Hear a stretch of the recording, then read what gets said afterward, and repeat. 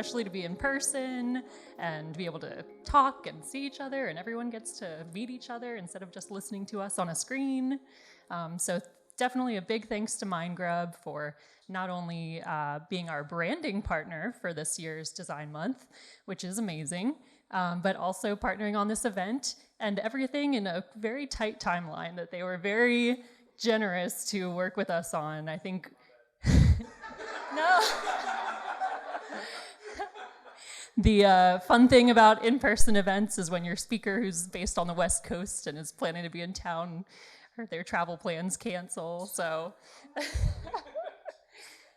This is actually, you know, I think that happened like the day that Adobe announced the Figma acquisition. So we were like, hey, we were talking about Figma, let's do something. So definitely a big thanks to Emilee for rallying the Mindgrub team and everyone at Mindgrub for supporting. And I wanted to, yeah.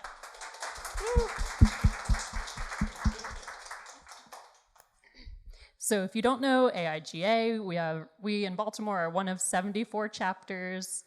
The national organization has a lot of professional development available online, courses and conferences, but our chapter hosts local events, but also online programs. We've been hosting this year, one of our kind of headlines has been our Latino Design Histories series, which there's a couple of flyers around where you can find all the recordings for that on YouTube in English, Spanish, and Portuguese, so that's been really fantastic. And memberships are available. There's a membership discount promotion going on, so be sure to ask your employer for a little Christmas gift membership. So we're just closing out Design Month 2022, so I think this is the 10th year of Baltimore Design Week or Design Month. And this year we were able to host 3 online events and 4 in person, and won our first ever student design competition. Big thanks to Carol Kessler, our program director, for taking this on.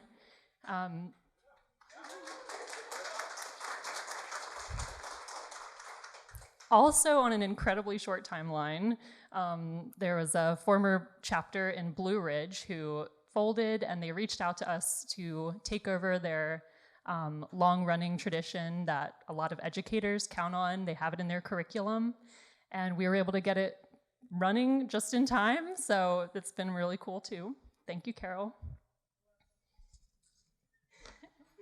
So we've had over 300 registrants for Design Month events, so I think that's really great, and we just can't wait to see what we do next year. So while this is our last event for a little while, we do have Flux Live, so if you are an educator or you know any students, be sure to check out fluxdesigncompetition.org.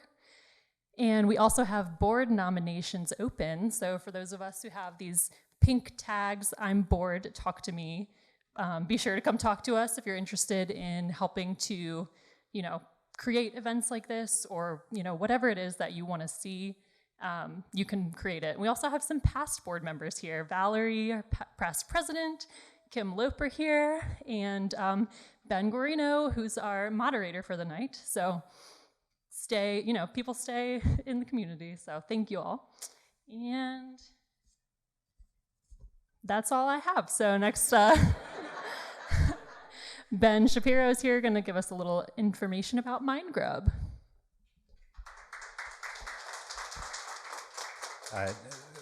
Just quickly, Ben Slavin, but not a problem. It's all good. Doing without notes.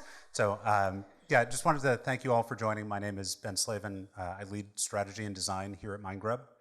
We are celebrating 20 years as part of the Baltimore community, and I'm so happy that as part of Design Month, you are all here bringing together the design community here in Baltimore, and it's great to see so many faces and be back in person.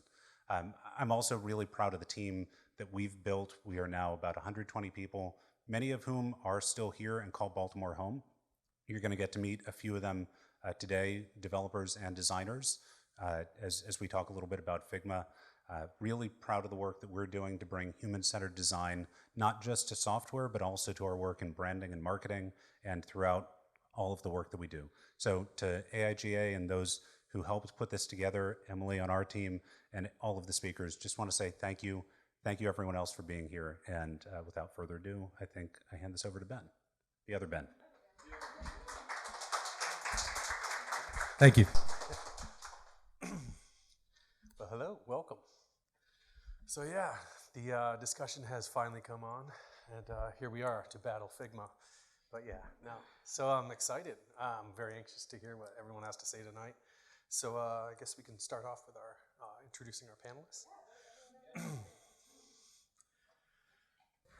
So if you want to just go down the line, go ahead and introduce yourself. Tell us what it is you do. Okay. Hello, everyone. I am Sandra. I am a UX designer here at Mindgrub. I'm really happy to be here, see everyone's faces, got to chat with some of you, so I'm really looking forward to the conversation. Hello. Oh, it's on. Okay. I'm Steph Loughran. I am a product design manager at Mindgrub. I've been with Mindgrub, I think it's been almost 5 years. I took like a little hiatus for a bit, but it's been about like 4 or 5 years total. I work a lot with products, digital products on web and mobile apps, primarily in the utility company space, and I'm really excited to be a part of this conversation today. My team in particular, we just switched from Sketch to Figma recently, so I have a little bit of the Sketch side still in my brain before it exits and goes to Figma.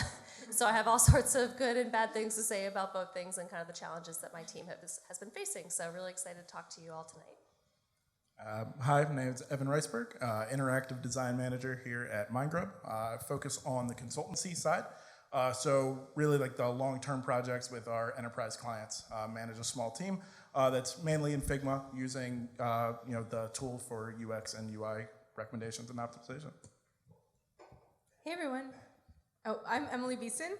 I'm an art director here at Mindgrub, and I work primarily on the agency side, but I do some work on the consultancy side as well, and work with internal marketing too. So really enjoy design everywhere from the print side to the interactive side, and even some illustrations. So I'm really passionate about Figma, not without criticism though. So excited to have a conversation with you all today. Hello. Alex DeRito, I'm a software engineer. I'm on the agency side, primarily focused in WordPress, a little bit of Drupal as well. I work with these fine people regularly and try to make their vision come to life. Awesome. Thank you all for joining us today. Well, I want to bring up the first question here because it's a wonder. I always think of one thing in particular is remember fireworks? Does anyone remember fireworks? Yeah. So we know what happens to tools. Some people build dependencies on them. Some people join the bandwagon and hop on there, and they promote it till death. Some people get the tattoo and then sincerely regret it a few years later when the program doesn't even exist anymore, or they're bought out by that other competitor they hated. Yeah. So anyway, as it comes, I'm very curious. With this team's experience, it is a collective thing. It's an effort, and it's so amazing to see a tool that brings connectivity within a team. To the table. So I'm curious, from the old days of Photoshop and Illustrator fireworks, things like that, where we didn't have this collaborative environment. How do you guys see the future of this? So who would like to take the first question here? I can take it. And so with the acquisition, it's not the best news that we all wanted to hear, but I do think it's not necessarily going to be a blocker. I do think Figma has always kind of valued the collaborative aspect of the software, and I think Adobe's Creative Cloud can help a lot, bring a lot more membership access, bring a lot more compatibility between the tools. Figma does have weakness in its vector capabilities, so I'm very hopeful that with the Adobe acquisition, the Illustrator vector handling can be brought across into Figma. And really working on a couple projects with global teams, Figma has really allowed my team to work with our client teams really seamlessly. So I know that the company currently values it so much. I really don't think that's going to go away now that it's been acquired. If anything, it's just going to be made that much stronger. Yeah, I think the acquisition is, it's something that was shocking at first, and I think it feels like a betrayal of what felt like kind of a rebellious time in design where we might have been finally freed from Adobe in some way. Right. So I think the spirit of that is kind of lost, and maybe that's what I was disappointed about when I heard about it. But I don't think it's going to destroy Figma. I think it will, maybe even help make it more future-proof, which is part of the question that was asked, was just kind of like the staying power of it. I'm personally always cautious when it comes to adopting new software, being resistant to the idea that I could settle into that and feel comfortable in it. I think as designers, we always need to be thinking of the next thing and being willing and ready to adopt something new whenever it comes up, or else you're going to be that senior designer that's like still using CS6 and having a hard time keeping up. So I think that spirit of always learning is a part of it, regardless of the software's lifespan. Yeah, I was mentioning earlier, when I joined Mindgrub, we were just learning Sketch, but when I entered the design world, it was Photoshop days and doing web design in Photoshop. So then had to learn Sketch.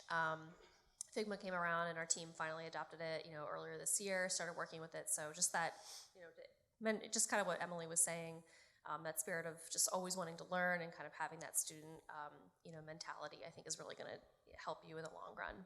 But yeah, I really hope Figma stays around because I just got a hold of it. So it better stay for a little bit. But yeah, I'm definitely really excited about its capabilities. So I actually started with Figma. I am a new UX designer about a year or so in, and so I learned Sketch and XD after, and I had some trouble. So when I did hear the news, I felt like, oh no. But I am really looking forward to some of the capabilities, right? Especially the fonts. I did have a hard time updating a UI with, missing fonts and everything. So I feel like that's even just one big victory right there. So I'm looking forward to see how everything integrates. I think it could be a good thing, especially since Figma is so near and dear to people's hearts. I think they're going to want to stay the same as much as possible. So.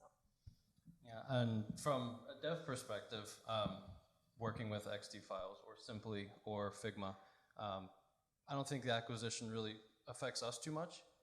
Maybe some features will change, but I'm still able to go into any of these programs and get the information I need, and Figma makes a lot of that just as easy as all the other ones. So if your team is switching from one to the other or getting used to it, the devs really shouldn't have any issue with it. They should already have experience getting the information they need from similar tools. So maybe they have to learn the new UI, but we also create new UIs as our job. So it shouldn't be that hard. That brings up a good point. Maybe we can kind of dig into that a little bit, talking about how it's enhanced the team's workflow and things like that. I'm curious, how it's impacted you and how the team collaborates. I'll say having two things that stand out is everything's in one place, which is really helpful. Me and Emilee have been working on projects a lot recently, and just knowing where I can go to get the one source of everything that I need is really nice. Similar with if it's designs. And then, I just lost my thought. The second feature I like. Let me think about it. You want to come back to it? Yeah. I think it's completely radicalized, at least my experience with cross-department collaboration.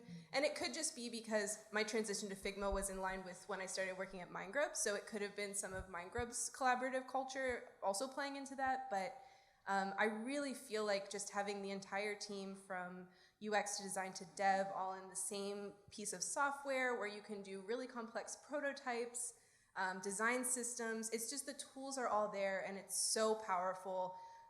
You can have multiple people working and collaborating at the same time. I've never had anything like that with Sketch or XD or any of the other design software I've used. So it just feels like even if Figma doesn't last for 100 years, it is an evolution. It is the next generation of what we should expect from design software moving forward. So I just think it's a huge step forward, and that's one of the reasons I'm so on board with it currently. Yeah, I'll echo that completely. I think, before Figma, we used 5 different pieces of software to accomplish what Figma does out of the box.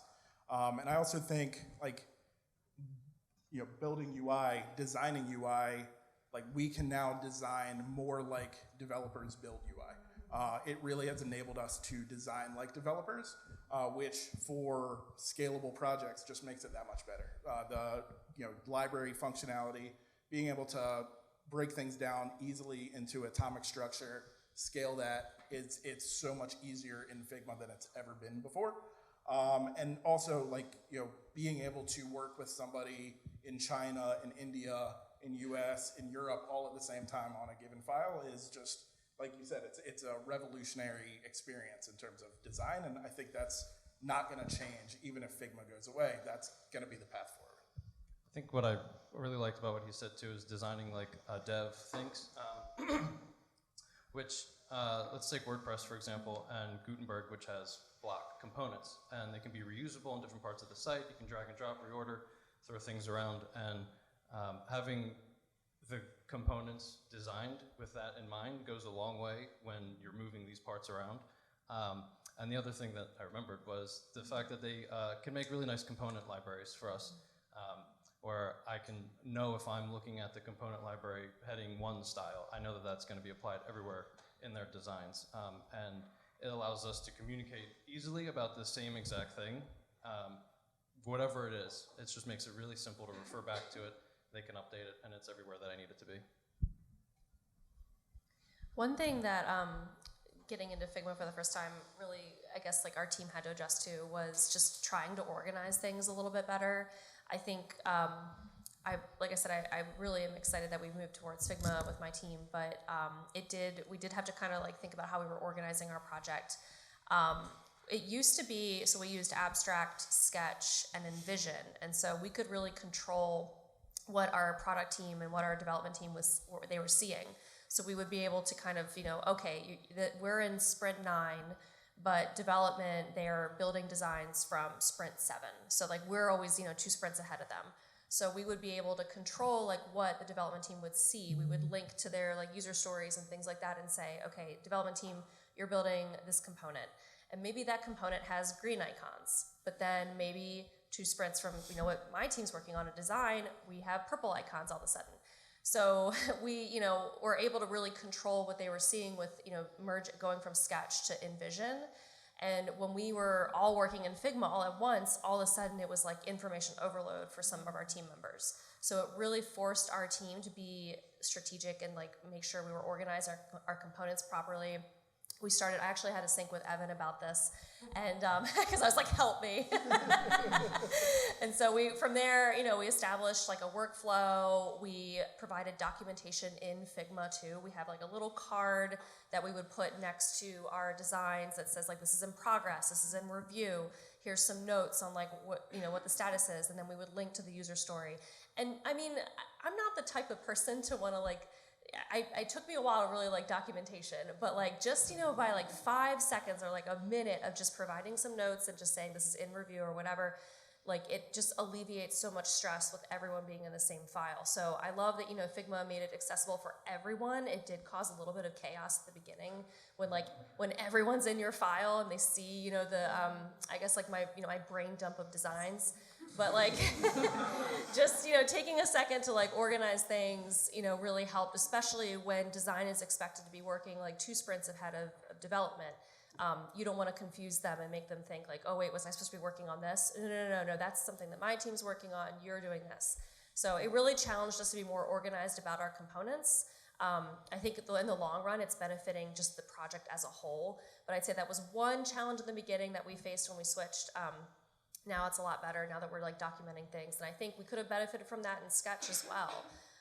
But we just really had to learn to do that with Figma. So that was just one thing that with the challenge of adjusting from a new tool. Like I said, Evan was a great help with that. But just really like providing like documentation, I think goes a long way. I will say Figma is for the night owls like myself. you know, it's really helpful to be able to get that feedback and then come back to it. Like, I can get distracted by emails and Slack, right? So I do a lot of production work at night, and so it's helpful to be like, okay, everything's here, and I don't really have to feel like, oh, I have to wait till the next day to be able to get this information. So I feel like it's really been able to foster that for me. Another thing too is just getting inspiration from everyone, right? It's like, oh, wait, what are they doing on their kitchen sink, right? So I love that too, that we had that flexibility and availability there in Figma. Evan and Steph, something you mentioned was the collaboration. You know, that's part of your culture here at Mindgrub. I'm curious how Figma has helped, you know, integrate, you know, with that process, and how easy has it been as a cultural fit? Yeah, so like Steph was saying, there's definitely some growing pains figuring out like our process and really like what that design ops process looked like. With Figma, you really had to nail that down because everybody has access. And so I think we've come up as a team, kind of, you know, shifted through a couple different options, and we finally really have a solid structure of, you know, indicating working files, indicating handoff files. We have a really structured way of providing that handoff so that the client or anyone looking at it has that full transparency, has that ability to collaborate, and at any given point, knowing where a screen is in the product lifecycle, I think, again, just reduces all that back and forth. It's easier for people to jump right back in. It did take a little bit of time to really nail down our process, but now that it's there and in place, it's scalable, and we can teach it to our client teams, and they really have latched on to that. And I think it helps build that trust that we have this structure in place, that they can come in, see what we're doing in real time. They can come in, review at their own leisure. It's really helped that, you know, especially on my larger teams. Again, we have time zone challenges. It provides that access that we didn't really have before. It's great to be able to make updates after you send something to client. Just to Yeah, majority of my developers are offshore, and so yeah, I mean, it's just been, even though I have to take like an extra step and provide documentation, like it's still nice knowing that before I go to bed at night and they're going to be working on my file or my other user story, they can just look at what's in progress and see that there. And I get a lot less pings, you know, when I wake up the next morning of like, Steph, like what is this? Where is this design? They just have it all in one place. So like I said, as long as you just provide the documentation, you are linking the proper place, like and you're just organized, there's no more back and forth. You know, we're not, like it was mentioned earlier, we're not using 3 or 4 tools to try to convey our design decisions. So they're able to just see it in one place. It's definitely helped, I think, a lot with different time zones and just different ways of working. Yeah, all of this makes me think about how Figma is really, though, a blank canvas for all of this system. Like, this is a process that we developed, and we found what made Figma work for our team. And yes, it has the tools to make it possible, but you could use Figma and have a garbage file if you aren't thoughtful about how you're setting it up. It's only going to be as good as the effort you're willing to put in. And we really put in effort to be very organized, even if, you know, I'm not inherently a super organized designer or person, but seeing how other people set up their files and learning, grabbing little parts. Ooh, I love the table of contents that they set up, or I love how they did their design system. We all kind of built this process by sharing, and I think that's really cool too. Yeah, I think it's great that they can do that, because a lot of the benefits of Figma I probably don't even realize that I benefit from, because I'm just not in there working with the weeds of it. You know, I get the styles and the designs that I need and I move on with my life. But knowing that they have put in the time to structure things, whether it's things like the component library or breaking apart the designs by sections of phases of the project that we're working on, I'm really not having a lot of questions. And if I do, you know, we figure it out, but I can leave comments within Figma very easily on a specific data point that I want to get more information about. So, yeah. Curious about the timing and all of this. Do you see Figma, you know, standing the test of time, the way you've maybe depended on some other tools in the past? And do you see it lasting 10 years, something like that? So I do call myself the Figma evangelist. This is not a sponsored event. No, this is not a sponsored event. Like, by I'll any look means. at Evan. But no, I think a lot, you know, like we said before, I think more than the product itself, it's that shift in working, designing like a dev, being able to cross collaborate, being able to have everything in the cloud. I think that's the juice that Figma has. I also think a big part of Figma that I do think will keep it running is very much like the WordPress community. The Figma community is spectacular. They have plugins being developed constantly. They have demo files constantly. The tutorials are amazing. The conferences that they run are incredible. Again, not a sponsored Figma event by any means, but I do think they will be around for a little bit of time at least. I'll add something critical, less Figma evangelizing. I personally think that Figma could get the rug pulled out from them if they don't keep up with sort of this like design to code thing that's developing. That is a technology that I think will grow quickly, and that's possibly an area where they could get overtaken by something like Squarespace, or what are some other ones that are Webflow, Framer. Yeah, these are the types of programs that I think could creep up on them if they don't adapt to that kind of thing, because it's something that's accessible to people, easy, and the technology has potential to get a lot better. So watch your back. To that point, though, there is a lot of work being done. Currently, it's baked into plugins, but being able to export design tokens in a JSON format, so you guys can automatically just take it, implement it into your code, and be good to go. And then Figma again acts at that as that single source of truth.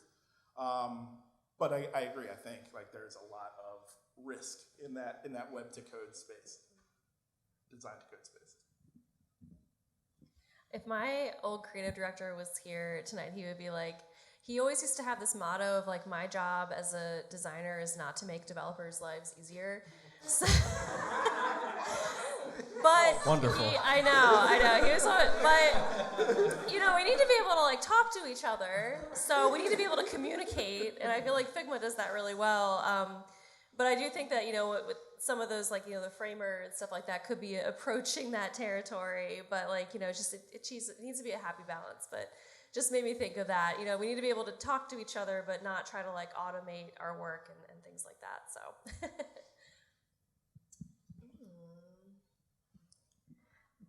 I really can't say, because whatever comes next, I'm going to compare it to like that first love, that first boyfriend, right? So it's going to be interesting to see what comes about. DeRito, what do you think of the design to code situation? I think it's interesting. I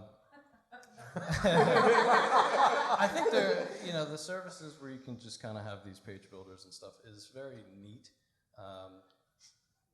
I find that you're still going to need a human touch to some degree. Someone still has to code everything at the end of the day. And I think that they offer a lot of good solutions for probably starter companies, little personal businesses. But for larger companies that we work with, I don't think it's really appropriate, because they're looking for something that's, unique to them. And that can only really come from a designer. It can't really come from just some pieces that someone set up there. You can tweak things to get pretty close, but I find that if you are a large company that's making a website, you're going to want something unique and personal, and I feel like you need people for that. That's a good point.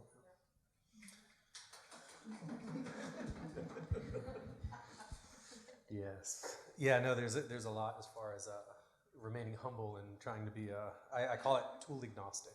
Well, I guess I should also, like, WordPress has like Gutenberg, and then full page editing's coming, and those are capabilities that we take away from our clients, and we put them into a box and say, you can have this, but only with 1, 2, and 3. So even that it's there, we're still taking it away from them. So I think that we're always going to be someone who is needed.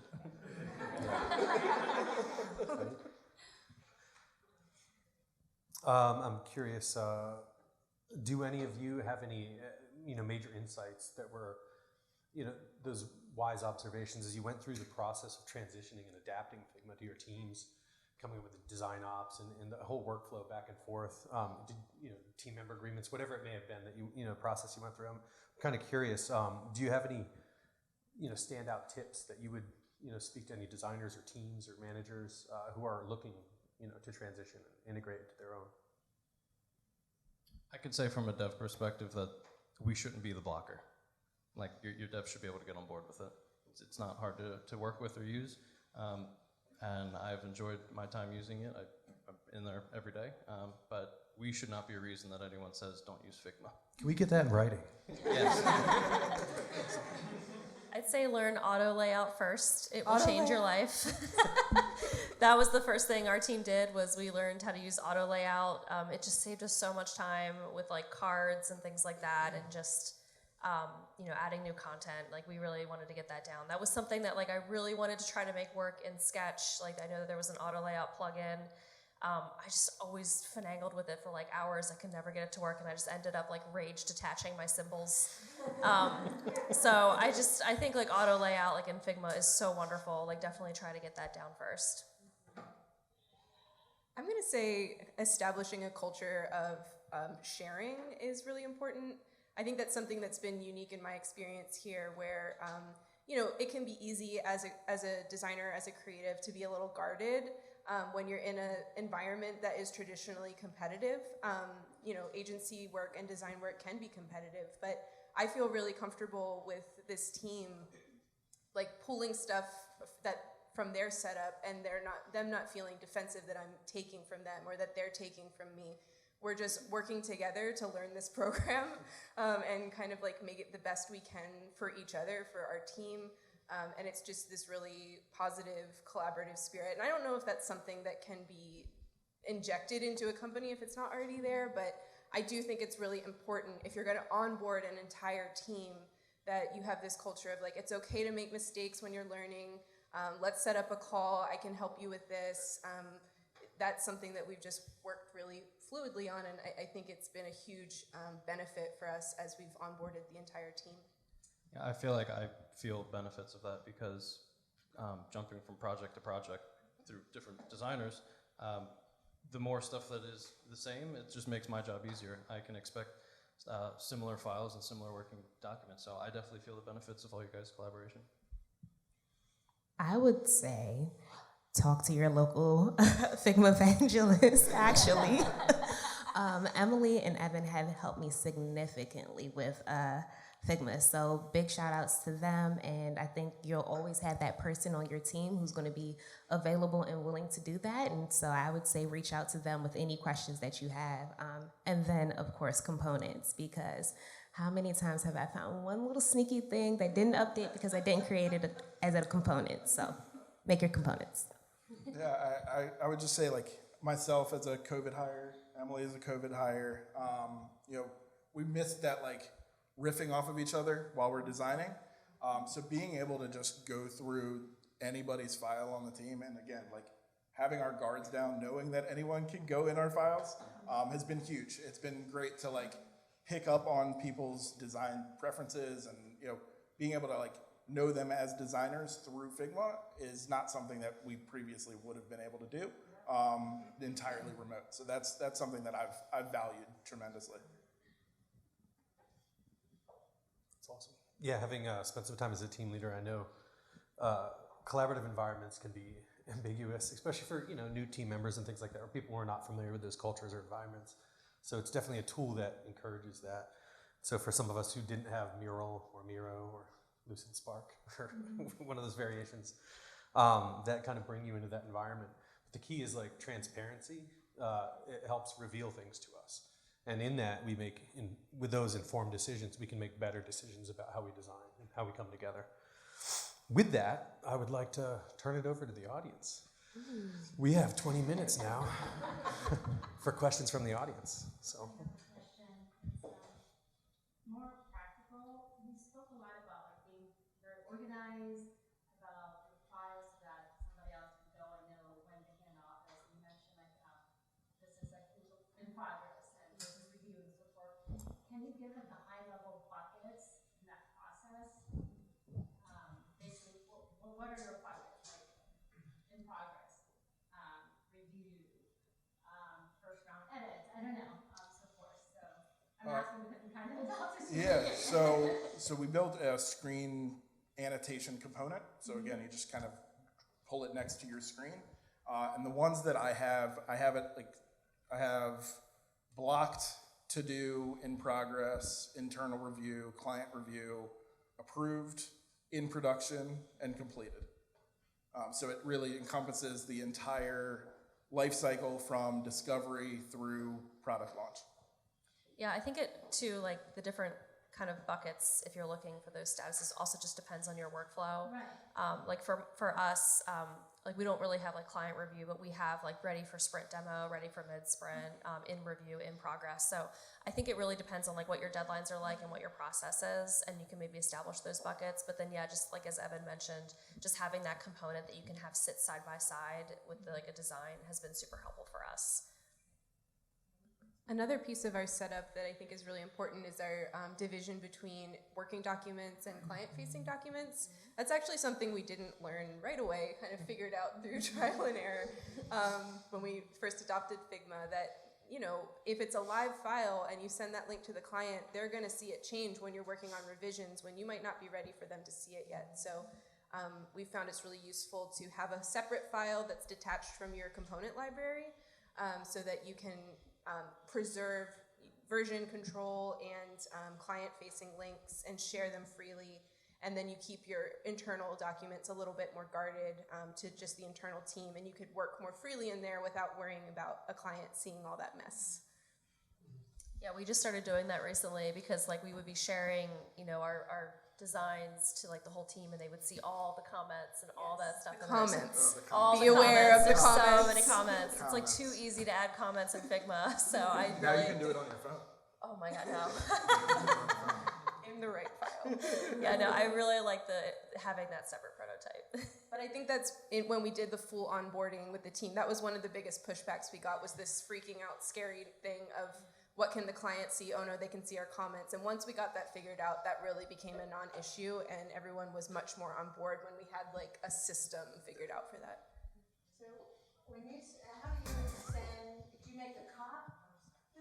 Do you make a copy of it, and then that remains like the first round? So what I've been doing recently, and again, to avoid that like manual need to bring it over, that tedious manual dragging of product, like you might miss a screen, you might be bringing it from the wrong place. So what I've been doing is in my working files, I create a component of my actual screen and then link it to my client file. So I can bring that screen in as a component, and then I can publish changes from my working file whenever I'm ready for them to be ingested into the client file. So it acts as that gate. It creates that one-directional workflow that is absolutely vital, and it totally automates the process. I don't have to manually bring anything over. And that's actually an area we found that we differ on certain projects. So I tend to work more on marketing websites, and Evan tends to work on like larger utility applications. And for me, it's impractical to have that linking because I really need to see round 1, round 2, round 3, round 4. And if it's linked with a component, it gets overwritten every time you publish. So I tend to copy it over, and it's not that tedious for me because I'm working with a lot less screens, a much smaller file. So it's just a situation where it depends, kind of a vague answer, but Figma's there as a blank canvas, and we found 2 different ways that are better for our individual projects.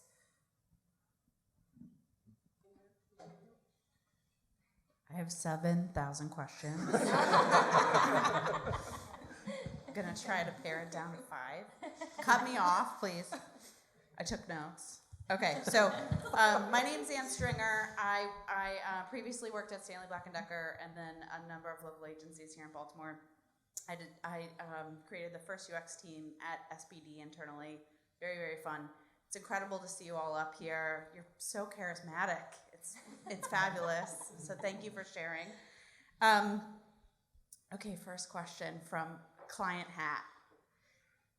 Have you ever, or what would you do if a client asked you to work in their instance of Figma? So that happens with my team a lot. Okay. I'm in 5 different instances of Figma right now. It's fine as long as like all the work is happening in one instance and not in multiple instances. Yeah, absolutely. So I would just ask for buy-in. So like if a client wants you in their file, that's fine. But every designer needs to have edit access. Every project manager needs to have view access. Of course. That stuff needs to be handled. At the end of the day, do you want to have that stuff on your own platform for your own references, reviews, whatever? I export the files from client instances so that I do have that. Yeah. I don't know. I'm kind of indifferent to that. Okay. Because I do export all of my stuff out. Okay. You all may be too young to remember Dreamweaver. No. Okay, great. So this question's for those who remember and the dev guy. When I think about, I know you're too young. When I think about the development capabilities of Figma, it reminds me of what Dreamweaver could do and how the developers kind of used to laugh at the capability. So I'm curious about like what everybody really thinks about the muscle of Figma dev exports and how much adjusting a true developer really has to do to like make it code worthy for an MVP or whatever. Truthfully, I've not exported from Figma. Okay. I just take everything that I see and I create it. So I unfortunately don't know that experience of it. It's okay. Okay, great. Okay, can we talk a little bit about frameworks versus content strategy? So I'll give you an example. When you're designing a website with 5-page templates, and then all of a sudden the client wants to see what the real homepage looks like with the real content. Are you developing the content in Figma as well?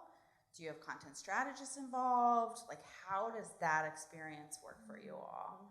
And are you, not to make it more complicated, but are you also laying out other omni-channel marketing tactics like email and social? Like, where is the line drawn between your systems in, web and product design versus like marketing activation? I'll stop there. Yeah. There's a couple, let me know if I missed part of that question. The easy part to answer is we do use Figma for things like social assets, email development.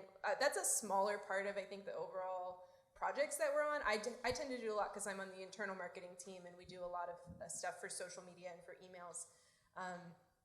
What was the other part of the question? Content strategy. Yeah.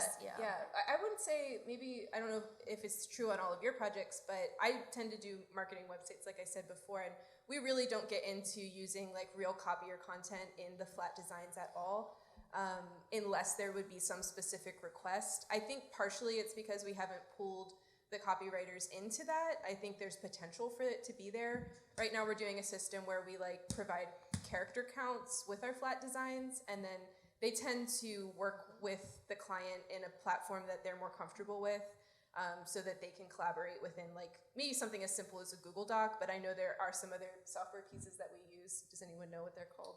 Gather content. Gather content. Gather content. Yeah, that's the one. Thank you. You got me with Webflow too. I appreciate it. I've been on projects where there has been a copywriter or content strategist early on, and we'll have that reflected even early as wireframes, and then through the rest of hi-fi designs. And then I've also been on projects where we've leveraged the Google Sheet data sync plugin, where you can set up cells in an Excel or a Google Sheet and push them into Figma. So you can have your content strategist working away, totally isolated, and then whenever you want, you can inject all of that content into your designs. I'm gonna need that. Oh, it's a great Send it plugin. around. Put it It's in a great Slack. plugin. It's a great We plugin. use, so my project, we have design and content working at the same time. So we'll have like a design user story and a content user story, and both of those team members will be working on the same component or the same feature together in tandem. It's worked for us so far. I mean, I have had projects before where we've done content either before or after design. My preference is honestly to use with as much real content as possible. I don't really like using placeholders, so I did have a project previously where we had the content strategist work on content first, and then we had a designer work on it. However, sometimes we run into issues where it's just like, oh, can you like maybe just adjust this or go back and change this, and then it might end up with some back and forth because then we have to go check with legal, and then we have to check with these other people, these other business stakeholders. So it just got a little messy. So for us, we just have such a large team. It works best to have both design and content working side by side. I need that plugin because that sounds amazing. But we, I'd say like our content designers, it depends on how comfortable they are with like if they want to use Figma or not. We have one of our content designers that's been like actively using Figma and like in the file, providing comments and like putting content in there.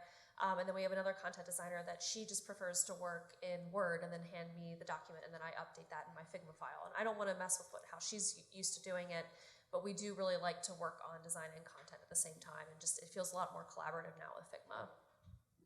I would say I don't have a preference whether it's placeholder text or real content, but it can't be both, right? So if you're in gather content, please have all your content in gather content, so it's not like this is what we do, this is who we are, and then lorem ipsum dolor. It's like, it doesn't paint a full picture, so I would just prefer full content there. I think it just makes for what you're trying to communicate all the more, available to you, so. It has a lot to do with the teams that you work with.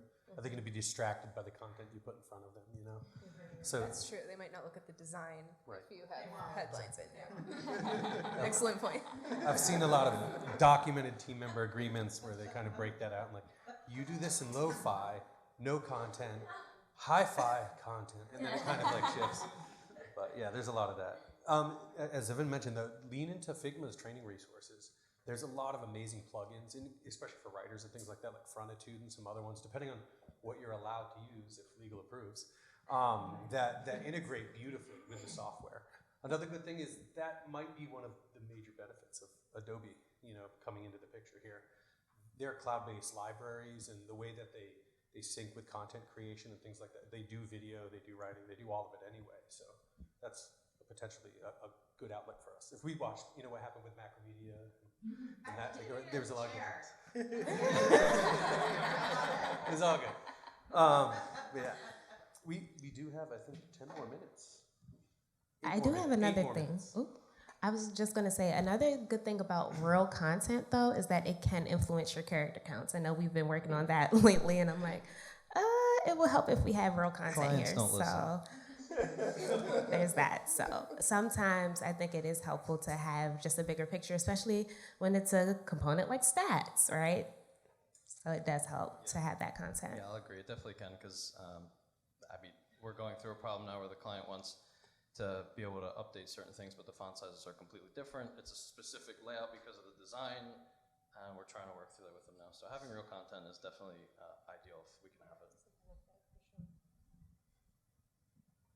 I have a question I want to ask if there's no one else. I think. Okay, good.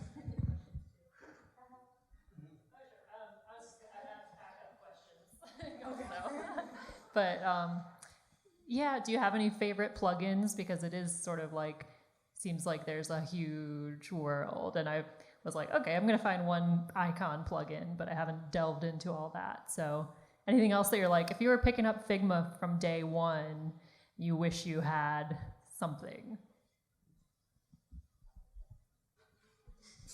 Spell check. Which terribly is not free. Yeah. There is not a free spell check for Figma, which is criminal. Yeah. Criminal is the word, yes. I think like a color contrast plugin is always a good one. I love the Google Sheets data sync plugin. It's really powerful. It's a lot of groundwork to set it up, but it's really powerful once it is set up. What is that called again? I think it's called Google Sheets Data Sync. And the author of the plugin has a whole tutorial and a demo file in the Figma community, and it's spectacular. And then from like a content perspective, there's a plugin called Content Reel, which is great for dummy content. Like you can select names, emails, any like data set that you want, select as many layers as you want, hit run, and it automatically fills all of your text layers with whatever you want it to. So if you don't have that real content, you can get close to that real content with, instead of lorem ipsum real names, real addresses, so you can get that actual length for character count. Is there a plugin for accessibility, or do you guys typically have to export that and then put it into a different? So Stark is spectacular. It's not for free. The quality Stark is not free, but there's a lot of free color contrast checkers that It's free in XD. we leverage. Oh, we got an XD advocate. I'm just getting into this, so do you guys use stylers or color style guide? No? What, that automatically like outputs like the design system, like palette, whenever you select the color? Actually automatically gives you the RGB, the hex, and the CMYK. I don't, but I might need to. to. I do a lot of that manually right now. I once got a glimpse at another designer on our team, Lauren Herda's installed plugin list, and it was like you could scroll through it. It was so long. I'm hitting probably 70. And I joked, like, you're not using Figma anymore. Like, you've made some monstrosity. So I have maybe 10 installed. And I think my favorite one is called Unsplash. And you could just add like stock photography that's free, and it's just really convenient. But it's not like cool or technologically interesting. One more. Bannerfy? Great name though. Yeah, I like that. It takes like, all these banners, and it does it automatically. It generates motion graphics. Oh, very cool. I'd be weary of the plugins that generate technology, as the dependency that may exist might disappear. They may drop support. They might not exist in 6 months. That may have been an internal campaign for them to just get some trending, because they were associated with Figma. So be careful of that, because I've actually seen that in teams, like kind of jump to things that create things, and then that dependency just disappears completely. Anyway. I guess my question's more around going back to the process of how you guys do things in Figma. So I mostly work in XD, and this is more just an overarching process for UX and just the UI experience. But when you guys actually start designing, like, it might be a two-part question. It's kind of like around, do you guys start doing a mobile first versus desktop, or desktop, and then do you build out a kitchen sink first? Like, what is like the starting realm of what's the starting point that initiates your process? And then, like, going off of that too, like, while you're building it out, do you build out, like, are you thinking, like, are you also showing your client, or is it more internal based? Like, are you looking at, like, what's it look at 1,000 pixels versus what does it look at 1440, or what does it look at 1920? What does it look at, mobile? Like, what is that process, and what do you guys do in Figma for that? So most of my process, I like to start with the just atomic design. So I go from the single design decision, so color, font, style, and then work my way through, buttons, pills, chips, move into cards, move into, more complex components as you move through the process. But yeah, I think like that's my product life cycle. I don't know if there's like a right or wrong way, but I do whenever I'm presenting my final designs, I do like to do what I call a large boy, which is like a 1920 pixel, a 1440, a 768, a 350, and that way you get like the full kind of aspect of all of the various devices. Just because what we do, it's going to be accessed on watches, phones, TVs, big computers, small computers. So like I do like to give the client some understanding of this component might look this way on a small laptop, but this is what it's going to look like on a huge monitor or a tiny monitor. I think too, like for the project I'm on, we have a lot of different screens in different states and things like that to view. So we don't have for every single different, throughout the whole flow, we don't show all the different screen sizes, but we will do like the large boy, I guess. I like that.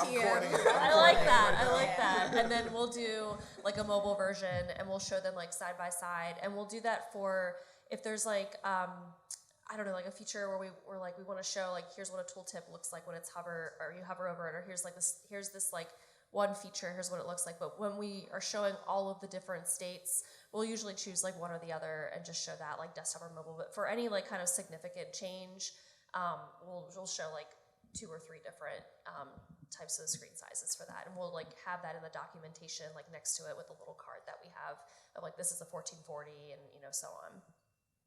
I want to speak to something a little different to that question, and that's kind of how the atomic design system has affected my process, and really working in a design system where everything we're talking about is highly technical, and really maybe not something that when you were in school thinking about being a creative you thought you'd have to deal with, where like these highly technical design systems and components, and really digging into the nitty-gritty of technical design. And that was really difficult for me at first because I'm used to working creatively, and the creative process can be very messy. And this Figma system and design system and atomic design methodology is almost the antithesis of creative thinking. And it's really been a challenge to figure out, okay, how can I have these like grand ideas at the same time managing this, ideally perfect design system. So I kind of position that question to myself, but I do think it has to be something that you figure out if you want to implement some of these more highly technical design practices into your process, is just figuring out how that balances with your creative process, because we are ultimately creating a creative product.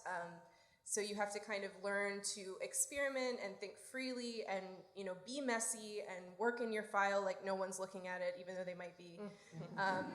And then finding ways to go back and update your design system and make your components, and, oh, I forgot to put this in auto layout. So, don't let all of this technical jargon hurt your creativity and your creative process and make your designs look really robotic, which I think is easy to do. So I know I've heard there's a sports thing, and we're coming up on time, but just because we're talking about the future of Figma, 3 of you up there are visual or interactive designers. And I wonder if you can just talk about sort of the limits of Figma. It's still not, even with all the plugins, the one tool to rule them all. So where do you find yourselves pulling the ripcord, going to other tools, or bringing those things into Figma? I would say, for me, the one area that I would like expanded on a little bit more is the prototyping. I think you can do some really, really nice prototyping right now in Figma, but you can't do necessarily like scroll animations, like triggered animations that you need in After Effects or a Protopie or something like that. That's still an area that I go out to Protopie and work on some like, to show DeRito, all of the various, triggered scroll animations. That's just not something that you can currently do in Figma. Yeah, for me, it's definitely creating more artwork inside of Figma is limiting. There's still places, times where I need to build something in Photoshop or Illustrator. And then the annoying thing is, the way it's set up now is you have to export it in order to bring it in. That's actually one of the areas I'm really hopeful about the Adobe acquisition. I come from a print design background, and there were times in my life where I used InDesign primarily, and you could link anything from the Adobe ecosystem into an InDesign file. And I'm hopeful that maybe someday I'll be able to link a Photoshop document into Figma and not have to do all of that awkward exporting. So maybe put a good word in for me with Adobe, if anyone knows. I think too, I haven't run into a scenario where I'm like, oh, I wish I had like this tool and I could, I need to go use this. But one thing that did come up recently was kind of on those same lines with prototyping. We felt we were trying to prototype something out, and we felt a little limited by the capabilities and like what we were trying to achieve. And our test felt like almost like we were leading the customer or leading the user too much through it, like with the prototype that we were trying to do. So we ended up just scrapping the whole thing, and we just ended up calling up our customers and asked what their pain points were. So, I don't know, we ended up getting a list of customers, and we were like, we just want to talk to our users. So we just kind of went back to that kind of grassroots thing and just said, we called up people and asked what their pain points were when they were trying to do this thing, and we just got some feedback that way. Seems so simple. Yeah. Any other questions? We all good? All right. Well, if that's all, please thank the panel. It's been awesome.